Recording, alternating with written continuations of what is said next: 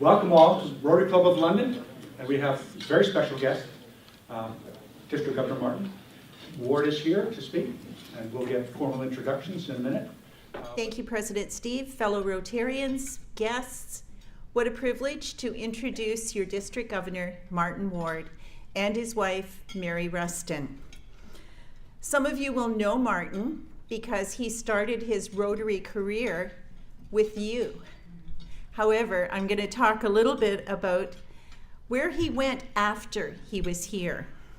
So he's been a member of the Rotary Club of Grand Bend for 8 years, and over the past 30 plus years, his Rotary experience has spanned various clubs in our district, as well as District 7080, which I will refer to as the other district. The majority of his Rotary experience was in the other district, in the Waterloo, Ingersoll, and Kitchener Grand River clubs. But Grand Bend has been home since 2009. Over the years in Rotary, Martin has served on club boards. He's been a club secretary, a club president. He's a multiple Paul Harris Fellow, a member of the Paul Harris Society, and has served on many committees, both at the club level and the district level. These include youth exchange, group study exchange, district training, and foundation. He led a group study exchange to Iceland with the other district, and that was in 2004. He served 3 years as assistant governor for Area 3 in our district, and previously he was also an assistant governor in District 7080 for 2 years.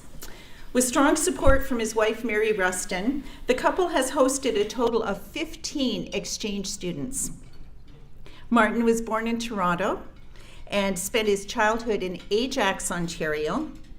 Since going to Waterloo for university in 1965, southwestern Ontario has been home. Martin and Mary have 3 children, 2 daughters and a son, and 3 grandchildren, 2 granddaughters and 1 grandson.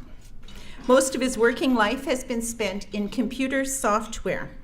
For the last 40 years, he has spent time developing, selling, and implementing management information systems in agricultural businesses throughout Canada. He is currently self-employed as a computer systems analyst and programmer, and in his spare time, he serves us as our district governor. Please give a warm welcome, Martin Ward.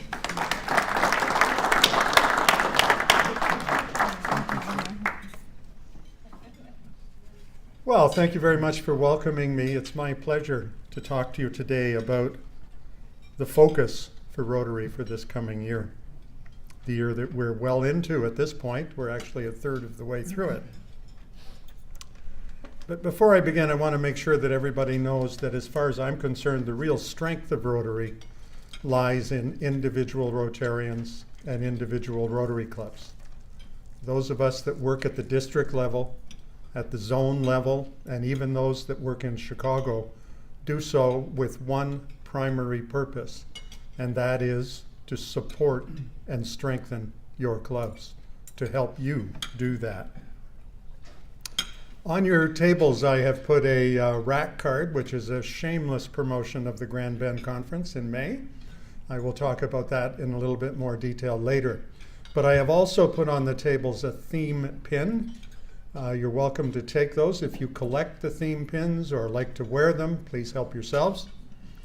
And to put some strength behind the statement, I said that we are here to serve you and help support you in your efforts. I have put business cards on every table, so if you want to get in touch with me, please do. I'm sure you all know that this year's president is Ian Risley from Sandringham, Australia. Ian is a man of many talents, one of which I'm pleased to say is designer of ties. I'm really quite excited about the tie that Ian chose. In fact, he did design it for this year because I think it's a really nice tie. Ian's theme is Rotary Making a Difference. I'm sure most of you already know that. You have a nice banner sits in front of you every week that you can read that. What I'd like to do, though, is tell you what Ian said when he introduced the theme in January in San Diego.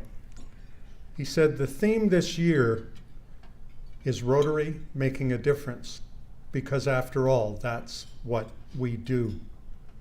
In ways large and small, we make a difference in the lives of people throughout the world. What I'd like you to do now is think about the future. I'd like you to think maybe 20 years out. There's no question we live in a time of tremendous change.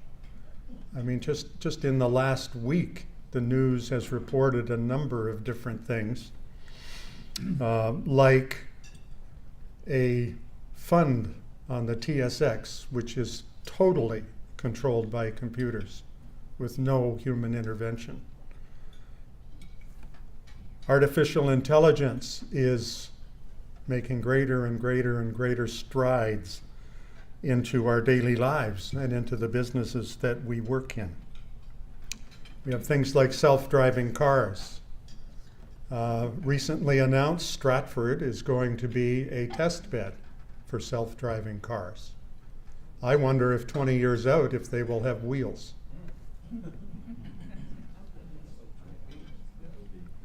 I wonder about things like implanted computers. And I don't mean the implanted computer that I have that keeps my heart running. I mean implanted computers that will help you keep in touch with your Facebook friends. The world will be a very much different place, I think, in 20 years. I think we're at a point of disruptive change. What I'd like you to do now, though, is imagine what this Rotary Club will look like in 20 years.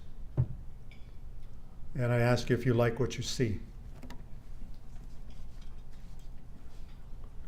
During this preparation for district governor, and your member David Elliott is about to start on that process. The nomination is not yet formal. We have a couple of more days for people to object to the nomination. But provided there are no objections to the nomination, you folks have the pleasure of hosting a district conference in a few years, and the pleasure of having the district governor in your club. And David will find out that he has a little bit more than 2.5 years to undergo training for a 1-year job. I'm not quite sure what they're trying to say about those of us that volunteer for this position. But in that training, in those more than 2.5 years of training that I had the pleasure at Zone Institute and again at the International Assembly in San Diego, I had the pleasure of listening to a Rotarian from California, a Rotarian by the name of Mitty Chang. Some of you may have heard him talk or heard of him. Mitty is one of those highly sought after Rotarians. He's one of the animals we call a millennial. He is he's a computer person by profession. He's a dedicated Rotarian. And when he talks to district governor-elects in the training process, he talks about what we need to do in our clubs if we want to welcome, attract, and engage people his age. But he introduces his talk by telling a story. And I'll give you just a short version of that story now. I'm going to take you out 100 years, not just 20 anymore, but way out into the future. It's 2117. There's a young girl learning about history.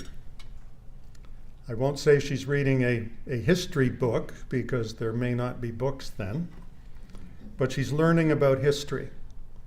She reads about a crippling disease called polio that was eradicated in the early decades of the 21st century. She reads about an organization called Rotary International that was a key player in the eradication of that disease. A service organization that no longer exists. So the question for today is, what can we do to change the ending of Mitty Chang's story? Last year, about a year and a half ago, in April 2016, our Council on Legislation met and made some changes. I think most of you know that, but just as a reminder, the Council on Legislation is not a bunch of folks that sit in Chicago and make up rules for us. It is a collection, a meeting, once every 3 years, of representatives from every district in the world that get together to consider changes that are proposed by individual Rotarians and individual Rotary clubs. So you can think of the changes that the council announced a year and a half ago as a groundswell of what Rotarians in general feel that needs to be done for us to secure the future of Rotary in our communities. What I've been saying as I've been visiting clubs in our district this year is that the new rules are, there are no rules. That doesn't quite pass the four-way test, but it's close. I'll illustrate that. It wasn't very long ago that our clubs had to meet at the same place, at the same time. That was published every week, and don't ever veer from that. That really wasn't very long ago. Now, with the changes made by the council this last year, clubs are required to meet a minimum of twice a month. So there is a rule. However, clubs define what a meeting is. And that's why I say essentially the new rule is there are no rules. The way I'd like you to really interpret that, though, is that the new rules are essentially up to you at the club level to do what you need to do in order to secure the future of Rotary in this community. I'm sure you know about variable meeting times. You don't have to meet every week. You could meet at different times in different places during different weeks. You could set up all kinds of strange schedules. And some clubs, in fact, are doing that. Many of the clubs in our district that have switched to meetings every 2 weeks or twice a month have found almost immediately an increase in membership. And I think with all of them, it's been because there are people that were thinking about membership, but were afraid to make the weekly commitment. And it seems it doesn't matter how often we tell people that we meet weekly, but you don't really have to come every week. Most people, I think, if they want to join the organization, they want to join the organization and participate fully. So what has happened in our experience in our district, when clubs have switched to 2 meetings a month, they immediately get new engaged members. You can have different membership types. Now, I don't have to talk long about that because you folks know about that. You instituted a corporate membership. Some clubs are looking at family memberships, a number of different things. One that I heard of fairly recently was when I visited Wyerton.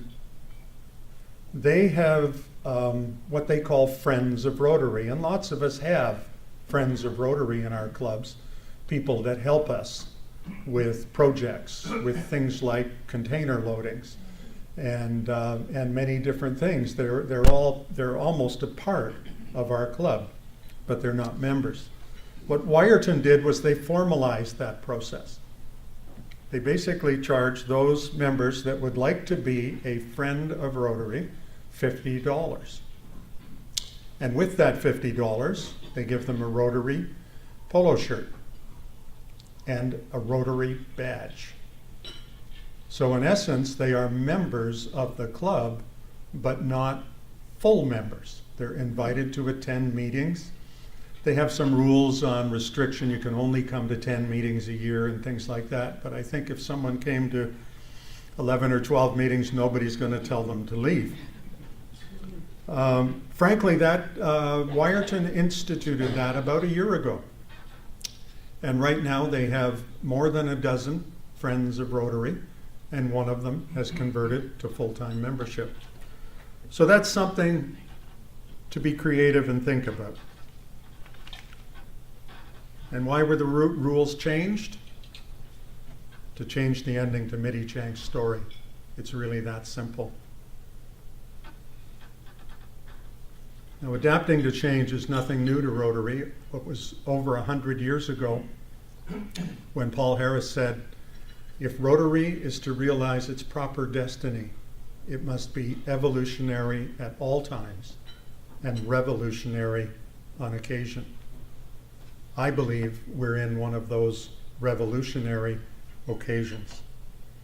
And President Ian Risley is encouraging every club in the world to make changes required in their clubs in order to secure the future of Rotary in their communities. As I mentioned, some clubs have already made change. What I'd like to do now, if we're thinking of attracting members under 40, which I think most of our clubs are trying to do that, I'd like to tell you about what a Rotary meeting looks like if it's organized by people that age. And I want to tell that story so that you can think about your own Rotary meeting and whether or not it is welcoming. We all have rituals and traditions that we do at our meetings. We get used to them, and in fact, we quite like most of them. It's part of our weekly experience. It may be off-putting to visitors, first-time visitors. So the example I'll tell you about is the Rotaract Club in Stratford. Now, the Rotaract Club in Stratford is community-based. It's not university-based like the clubs here in town. They do meet at the University of Waterloo campus in Stratford, but it is community-based. They have about 25 or so members. The night that Mary and I visited, there was around 25 people present, and we gathered at the scheduled time. And essentially, the president, Mary and I have a disagreement about whether or not she even stood up. But basically, she rang the bell and she said, tonight's speaker is. And the speaker was classification talk. So one of their members got up and talked for about 15 minutes. She took some questions. And then the president asked for some committee reports. And by the way, their big fundraiser at the Rotaract Club in Stratford is a pub crawl that they do twice a year. And Kirk, am I right in assuming that you have modeled one of your events after theirs? I stole the idea completely. We call that Rotary R&D, rob and duplicate, right? So at the end of the committee reports, the president rang the bell, said meeting adjourned. It was 35 or 40 minutes long. Now, your meeting is only an hour long. In most of our Rotary clubs, that is a short meeting. But these young folks, they want a short meeting. They want a meeting that is straight to the point. They met in the evening. They had no meal because they want to keep costs down. There was no alcohol, no toasts, no songs, no fines, no happy bucks.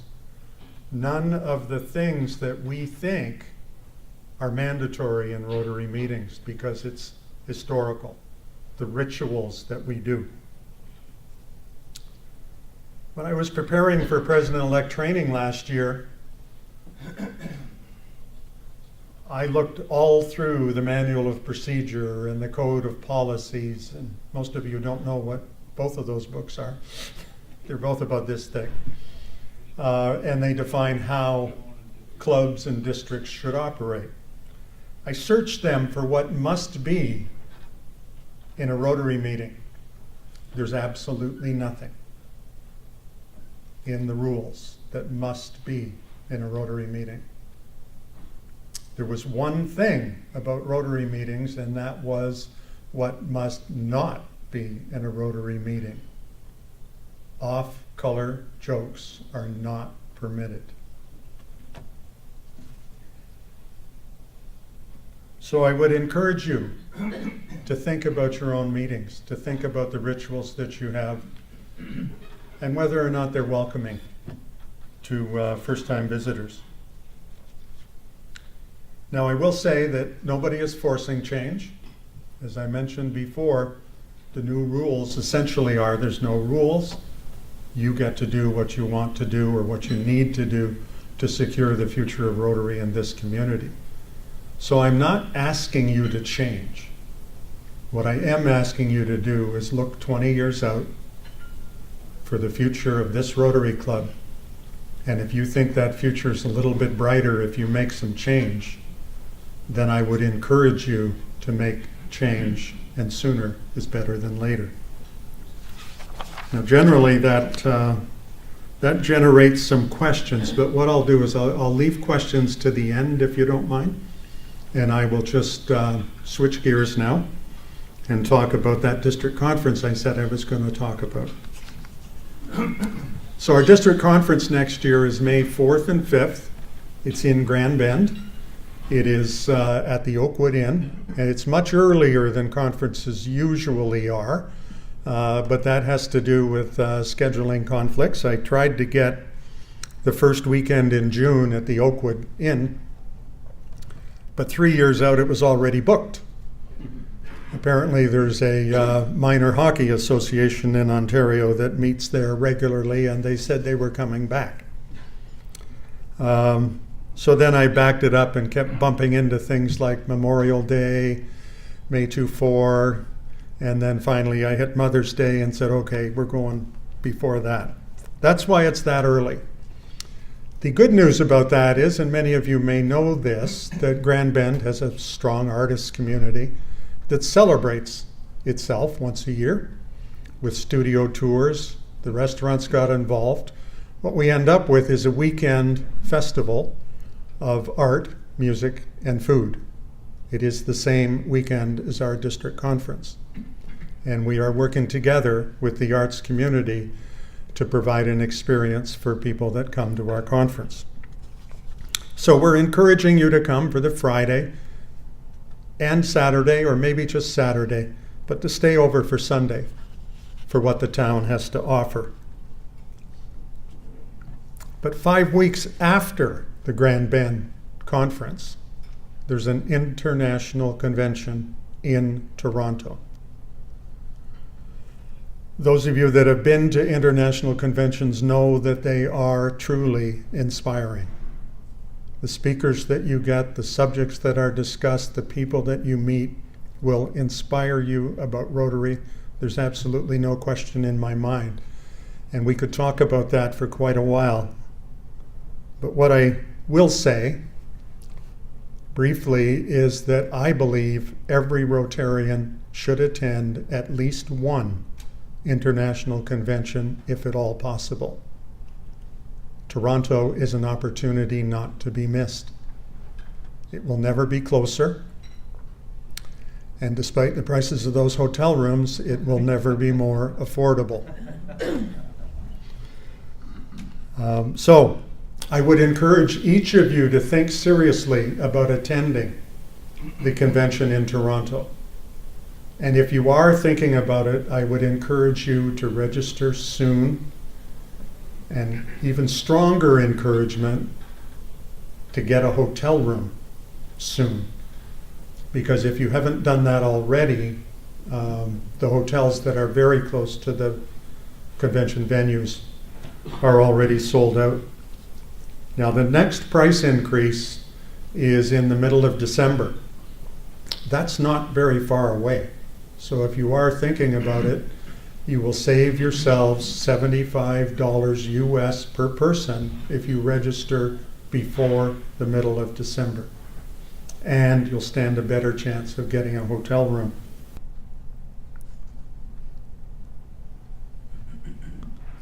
What I'd like to do now is talk a little bit about polio.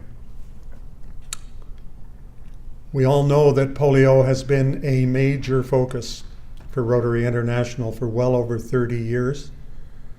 It is the first world-scale project of this kind that Rotary has ever done. And for years we've been saying we're this close. I attended a session in Atlanta where I learned we're much closer than that. We don't know when the last case of polio will be reported, but we are cautiously optimistic that it will be soon. Bill Gates is on record as saying he thinks it will be in this calendar year. Most other people are not quite that optimistic. So far this calendar year, we have seen 13 cases of polio reported. That was as of the last time I checked, which was just about a week ago. So that's the good news. I suppose the bad news is for 3 years after 0 cases, we still need to immunize. We still need to test for the presence of the polio virus. Costs a lot of money. In Atlanta, they told us the cost of that 3 years after 0 cases will be $1.5 billion. And then at the convention, people started walking across the stage representing their countries, making pledges.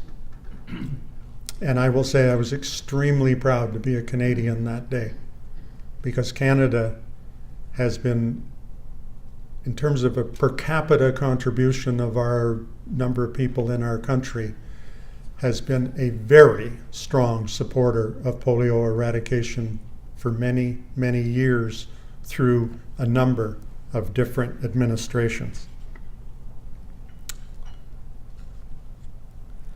Once all these governments and foundations like Bill and Melinda Gates finished making their pledges, we had raised $1.2 billion. 1.2.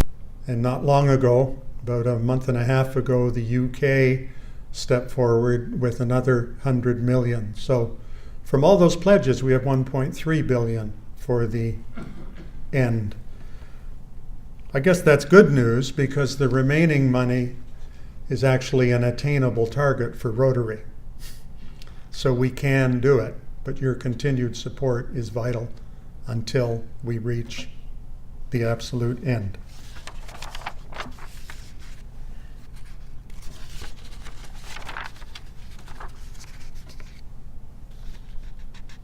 Changing subjects again, and many of you may know this, but it was especially important to me because I have been concerned about environmental issues for some time. And I have been asked by a number of people why Rotary was not doing anything with regard to the environment. And I don't know if any of you have actually looked, but if you Google Rotary and the environment, you really won't find very much.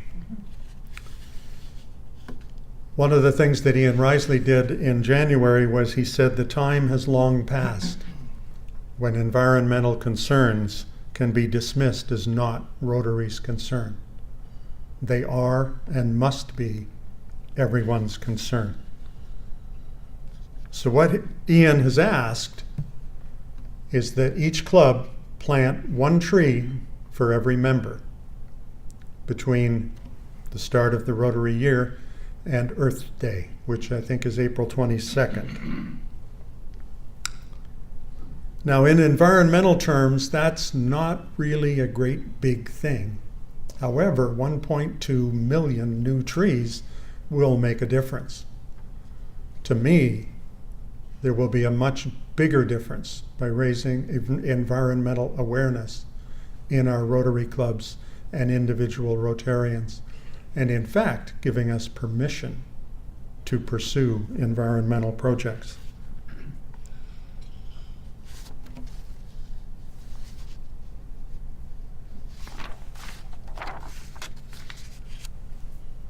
I want to make sure you have enough time for your sergeant at the end of the meeting. So, as I said to President Steve, I have a few things that I really want to talk about and a few optional things, and I've done most of the optional things. So I want to thank you very much for giving me so much time. But before I close, I want to challenge you a little bit, I think, to think about your Rotary story. Because we're talking about change in our clubs. We're talking about what we need to do to secure the future of Rotary in our communities. And if we're doing that, then I'd like to encourage you to think about your Rotary story, because that might help you as you're thinking about those things and talking to prospective members. So I would ask you, why did you join? Why did you stay in Rotary? What makes you proud to be a Rotarian? Is Rotary still relevant? And what can you do to secure the future of Rotary? Now, the first time I did that, I basically said thank you and sat down. But Mary said, you can't do that, Martin. You can't just ask all those questions without telling people your Rotary story. So I'll tell you mine. I joined Rotary because I was told to. I was working with a company in Waterloo. It was a management consulting computer company. And for a number of reasons, we decided we would open an office in London. So I came to London. The 4 principals of the company in Waterloo were Rotarians. They said, join Rotary, it's good for business. So I did. In fact, I joined this club. I don't remember exactly when that was, but Mary is good at deducing when things were by the ages of our kids. So I believe I was a member of this club in 84, 85. I wasn't here a real long time because business took me back to Waterloo. And no, the branch office didn't fail. I just took different responsibilities. So when I came to this club, I have to admit, I felt really odd. I felt like a fish out of water. I remember that. Because frankly, I was in my mid-30s. Some members of the club were roughly my age, but most were not. Those were the days that Rotary was a club for gray-haired men and their fathers. As I said, I was in my mid-30s. This club was maybe a little scary too, because there was a lot more of you than there are now. And it was movers and shakers from town, and I was just the manager of a little computer branch office. So I was nervous, and frankly, I was uncomfortable with a lot of the rituals that went on at these meetings, because I'd never seen anything like that. But you guys did something. I say guys because then it was. There was no women in Rotary then. You did a couple of very smart things. You put me on the front door taking attendance, and I got to meet people. Found out they weren't all that scary after all. Some of them were actually pretty nice guys. And then you did the thing that hooked me. You put me on the Easter Seal Committee. And basically I got hooked. So about a year and a half after that, as I mentioned, we went back to Waterloo. And Mary went to a Rotary Ann meeting. Some people might remember what those were. Rotary Anns were spouses of Rotarians, and somebody called Mary a Rotary Ann once. Anyway, she came home from one of the Rotary spousal meetings one night and said, I think we should host an exchange student. Well, that put us on a path for about 20 years of very, very heavy involvement in youth exchange in the club, at the club level, as well as at the district level, and Dawn, all of mine was in that, as Sue says, the other district.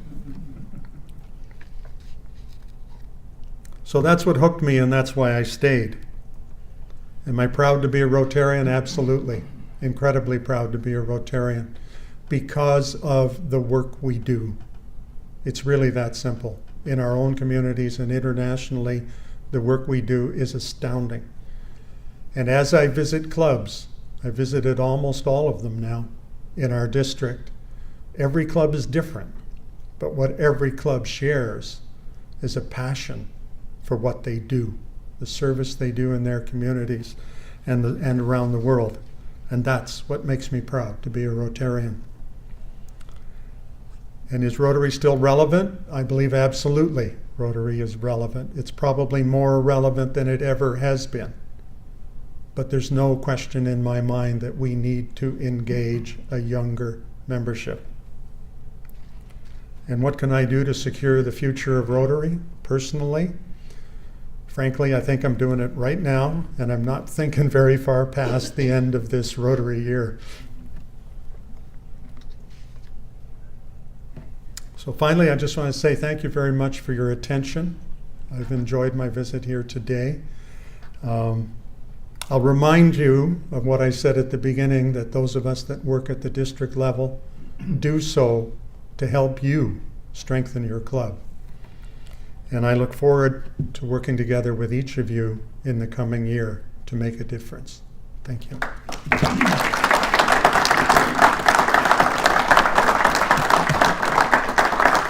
Don't go too far away there, Martin. Don't go too far away.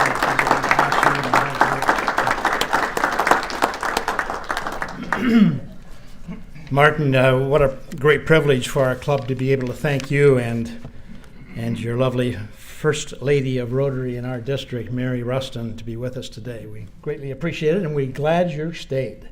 Man, you brought back some good memories, for me at least. Jim and I were here in the mid-'80s with our gray-haired fathers, and I think we were turning gray in those days, Martin. And I remember clearly at the end of the official speech that one gives as a district governor to Rotary clubs, how relieved you must feel right now at having made such an excellent impression on our club as you finish. You can relax now. The stress is over. Thank you. Just a couple of comments about what you said. I think it's so revealing for all of us that Martin is the second district governor from his very active and community-minded Rotary Club of Grand Bend. Like his predecessor, our friend, past district governor Don Prouse, we take great pride in knowing that you are not only members of our club, but your club was indeed sponsored by this club. So there's a very close connection between Rotary Club of London and your club in Grand Bend. Few know, I think it's fair to say, few in this club will know the tremendous personal sacrifice that accompanies the role played by our governors in this district. Mary has come to find that out at this stage, I am sure. But the role begins long before the district nominating committee gets into action. This is a commitment that's made from years of experience. The learning journey is long, as you explained to us today, and your active involvement at the club and the district level and beyond is an important ground for you to have accomplished what you did and be able to do what you're doing this year for our district.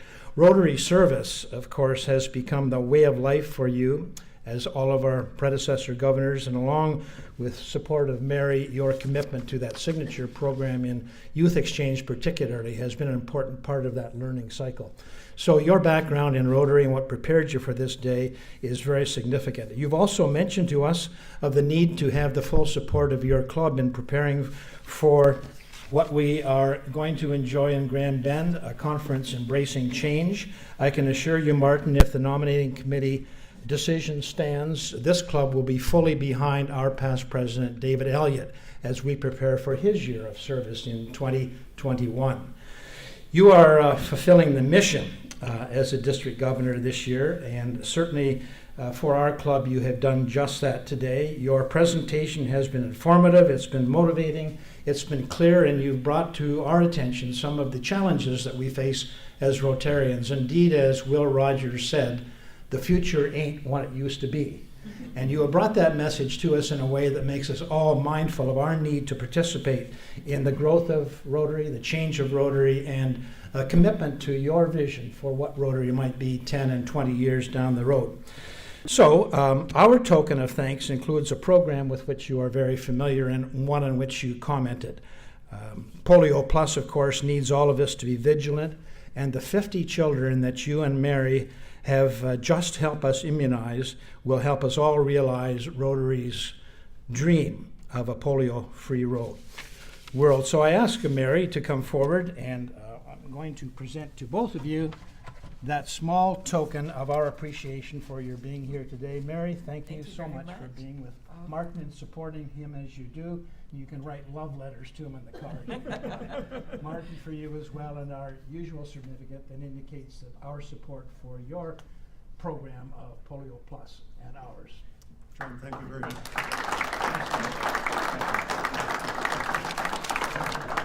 Thank you, Martin, for your presentation today. I would like to thank everyone for coming out. We are adjourned.